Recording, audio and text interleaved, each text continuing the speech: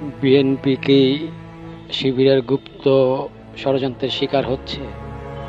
আমরা জানি আওয়ামী লীগের গত 15-16 বছর শিবির তাদের পরিচয় লুকিয়ে গুপ্তভাবে ছাত্রলীগের হয়ে অনেক অন্যায় অপরাধ করেছে। চাঁদাবাজি, হত্যা, খুন, ধর্ষণ সবই শিবিরের এই গুপ্ত সদস্যরা ছাত্রলীগের পরিচয়ে করেছে। আবরার হত্যাসহ অনেক হত্যাকাণ্ড এই শিবিরের সন্ত্রাসীরা করিয়েছে।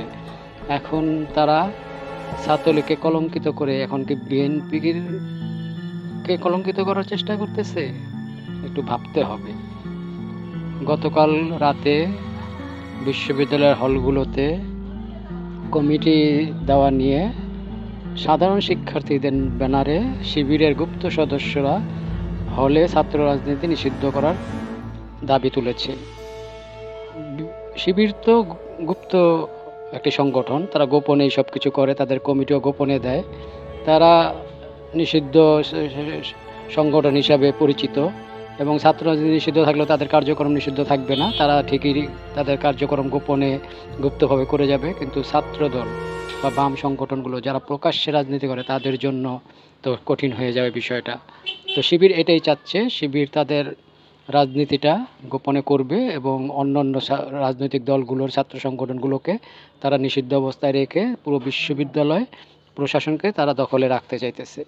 এছাড়া আমরা দেখেছি মিটফোর্ডে পাথর দিয়ে হত্যা, তারপরে গাজীপুরে সাংবাদিক তুহিন হত্যা, এসব কিছুই কি বিএনপি করতেছে না বিএনপির ব্যানারে কাজে লাগিয়ে গুপ্ত শিবির সদস্যরা করতেছে? এগুলো বিএনপিকে এখন ভাবা দরকার। বিএনপি কি ভাবতেছে যে শিবির তাদের বিরুদ্ধে কত বড় ষড়যন্ত্রে নেমেছে? শিবির কমিউনিস্ট সেজে এই দেশে ডাকাতি, চুরি, লুণ্ঠন, ধর্ষণ করত।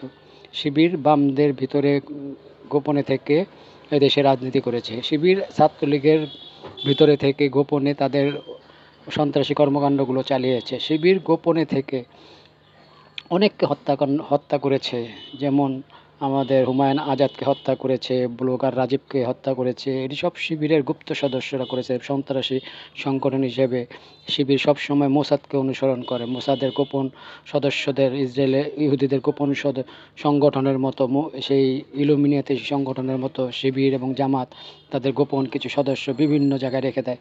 এখন যে আমরা টকশোতে বিভিন্ন বুদ্ধিজীবী এবং সাংবাদিক দেখতেছি, তাদের অধিকাংশই গুপ্ত শিবিরের সদস্য। তারা গুপ্তভাবে তাদের পরিচয় গোপন রেখে তারা এই সাংবাদিকতা করে যাচ্ছে। তারা ৭১-এর বিরোধী শক্তিকে প্রতিষ্ঠা করার চেষ্টা করতেছে। এই যে নাহিদ ইসলাম থেকে এনসিপি, এটাও জামাত শিবিরের গুপ্ত একটি সংগঠন যারা এনসিপি নামে প্রকাশ হয়েছে। তাদের মূল উদ্দেশ্য হচ্ছে ৭১-কে মুছে ফেলা, বাংলাদেশকে মুছে ফেলা, মুক্তিযুদ্ধের ইতিহাসকে মুছে ফেলা। এখন বিএনপি কি তাদের পাদে পা দিল? এটাই দেখার বিষয়। আগামীতে বিএনপির ব্যানারে আরও কত হত্যাকাণ্ড ঘটবে, আরও কত ধর্ষণ ঘটবে, আরও কত চাঁদাবাজি ঘটবে। বিএনপি কি এই বিষয়ে সচেতন? তাদেরকেও ছাত্রলীগ এবং আওয়ামী লীগের মতো কলঙ্কিত করে এই দেশে বিএনপি এবং জামাত, যে বিএনপিকে বাদ দিয়ে জামাত শিবির তাদের রাজনীতিকে মানুষের সামনে পরিষ্কারভাবে তুলে ধরতে চেষ্টা করতেছে। কারণ আওয়ামী লীগ তো শেষ, বিএনপিকে ধ্বংস করতে পারলেই জামাত একছত্র আধিপত্য বিরাজ করবে রাজনীতিতে। কারণ জামাত জানে ভোটের রাজনীতিতে তাদের ভোট মাত্র ৫%। যত জরিপ করুক, যত যাই করুক, তাদের ভোট কেন্দ্রে ভোটের ৫%-এর বেশি তারা ভোট পাবে না। তাই তারা চাচ্ছে আওয়ামী লীগ এবং বিএনপিকে মাইনাস করে তারা একচ্ছত্র আধিপত্য বিস্তার করতে বাংলাদেশের রাজনীতিতে। তাই গোপনে এই শিবিরের সন্ত্রাসীদের, জঙ্গিদের বিভিন্ন দলে তারা পাঠিয়ে দিয়ে তাদের নামে তারা সন্ত্রাস এবং চাঁদাবাজি এবং হত্যা করে সেই সব দলগুলোকে তারা কলঙ্কিত করার চেষ্টা করতেছে। এটাই হচ্ছে শিবির এবং জামাতের গোপন ষড়যন্ত্র। আর এই গোপন ষড়যন্ত্রের শিকার এখন হচ্ছে বিএনপি। আশা করি এটাই বিষয়ে বিএনপি ভেবে দেখবে তারা কি করবে, তাদের কি করা উচিত। তারা কি এই গুপ্ত শিবিরের ষড়যন্ত্রের শিকার হয়ে ধ্বংস হয়ে যাবে, না তারা শিবিরের এই ষড়যন্ত্রের মোকাবেলা করে তারা রুখে দাঁড়াবে, ঘুরে দাঁড়াবে?